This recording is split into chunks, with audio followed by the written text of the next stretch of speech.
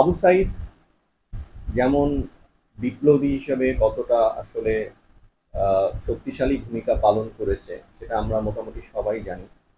সে বিষয়ে আমার মনে হয় যে নতুন করে আর বলার কিছু নেই। 250-টিরও বেশি ডিজাইন অপশন নিয়ে ওয়ালটন স্মার্ট ফ্রিজ, বোঝে আপনার প্রয়োজন।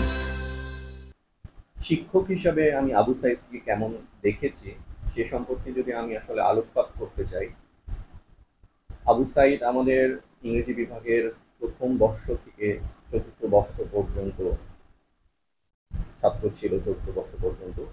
এবং এই 4 বছরে আমি আবু সাইদকে পেয়েছি অত্যন্ত ভদ্র, একজন নিয়মিত এবং অত্যন্ত মেধাবী ছাত্র হিসাবে। আবু সাইদের মেধার স্ফুরণ তার লিখায়, তার বলায় ছিল। আবু সাইদের পড়াশোনার প্রতি অনুরাগ ছিল তার ক্লাসে নিয়মিত উপস্থিত হওয়াতে। তো এগুলো বিষয়ে যদি আমি একটু আলোকপাত করি, তাহলে নিশ্চয়ই আমরা সেই আবু সাইদকে আসলে দেখি যে আবু সাইদ ছাত্র হিসেবে অত্যন্ত মেধাবী ছিল, ক্লাসে নিয়মিত ছিল এবং অত্যন্ত ভদ্র অমায়িক একজন মানুষ ছিল। প্রত্যেক পরীক্ষার আগেই দেখা যেত যে আমি যাদের সাথে আলোচনা করতাম তার মধ্যে একজন ছিল আবু সাইদ। আমাদের অ্যাসাইনমেন্ট প্রেজেন্টেশন মোটামুটি সবই আমরা একসাথে দিতাম। তো ওই সূত্রে কিন্তু আমরা অনেক ক্লোজ ছিলাম। আর সব থেকে ভালো যে ব্যাপারটা, আমরা অনেক লং একটা ভ্যাকেশনের পর আমরা কিন্তু আবার ক্লাস করতে আসছি। তো দেখা যেত এমন একমাত্র ব্যক্তি ছিল ও, এতদিন পর যে দেখা হলো সবার শুরুতে জিজ্ঞেস করতো কিরে কেমন আছিস। কিন্তু এখন এসে এই যে আজকে ওর ওই যে অনুপস্থিতিটা, এটা খুব মানে ওইটা আসলে ওর যে না থাকাটা, এটা আসলে ভাষায় প্রকাশ করতে পারতেছি না।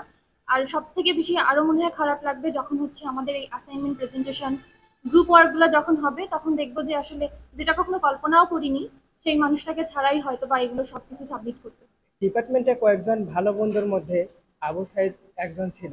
সে পড়াশোনা নিয়ে সবসময় সিরিয়াস ছিল। যখন ডিপার্টমেন্টে আমাদের পরীক্ষা চলতো তার সামনে, মানে সামনের সময়ে তার পড়াশোনা নিয়ে তার সাথে আমরা আলাপ আলোচনা করতাম।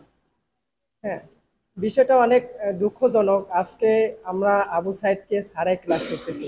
আবু সাইদকে ছাড়া আমরা ক্লাস করব এটা আমরা কখনোই চিন্তা করতে পারিনি।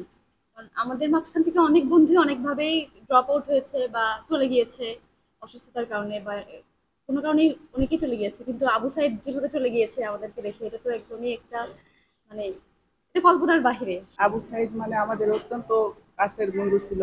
মানে আমরা সবসময় এক বেঞ্চে বসতাম, বিসিএস এগুলা, জবের প্রিপারেশন এগুলা নিয়ে সবসময় আমাদের সাথে কথা বলতো। মানে সবসময় ও ক্লাসে থাকতেছিল, স্যারের সাথে মানে প্রশ্ন করতেছিল, মানে ওর জানার খুব আগ্রহ ছিল। আর ও আমাদের শেখাইতো যে হচ্ছে মানে অন্যায়ের বিরুদ্ধে মানে রুখে কিভাবে দাঁড়াইতে হবে। আমাদের আজকে মাস্টার্সের প্রথম ক্লাস। আমরা প্রায় 3.5 মাস বা 4 মাস পরে আজকে আসলাম। আমরা হচ্ছে অনার্সের পরীক্ষা দিয়ে দেন আর ক্লাসে ফেরা হয়নি। কিন্তু আমি যখন আজকে ক্লাসের জন্য ব্যাগ গোছাচ্ছিলাম বা রেডি হয়ে আসতেছিলাম, তখন সাইদের কথা মনে পড়লো এবং আমরা গল্প করতে করতে আসলাম। 3জন একসাথে আসলাম, তারা গল্প করতে করতে সাইদ আজকে কী করতেছে না করতেছে এগুলো ভাবলাম ও হয়তো আসতো। কিন্তু ক্লাসে এসে যে কথাটা সবচেয়ে আমার বেশি মনে পড়তেছে সেটা হচ্ছে সাইদ যদি ক্লাসে আসতো, ও আমাকে অবশ্যই বলতো এই স্লে বা ব্রো কি অবস্থা, যা প্রিপারেশন কেমন চলছে বা পড়াশোনা কেমন চলছে, এগুলো অবশ্যই সে জিজ্ঞাসা করতো আমার মনে হয়। কারণ অলওয়েজ সবসময় এগুলো ব্যাপারে তার সাথে কথা হইতো। আর এখন ক্লাসের মধ্যে হচ্ছে ওর একটু থিঙ্কিং লেভেলটা ছিল সবসময় ডিপলি।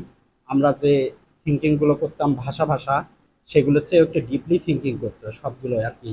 একটু ফিলোসফিক্যাল মাইন্ডের আর কি ওমন চিন্তা ভাবনা ছিল ওর সবসময়।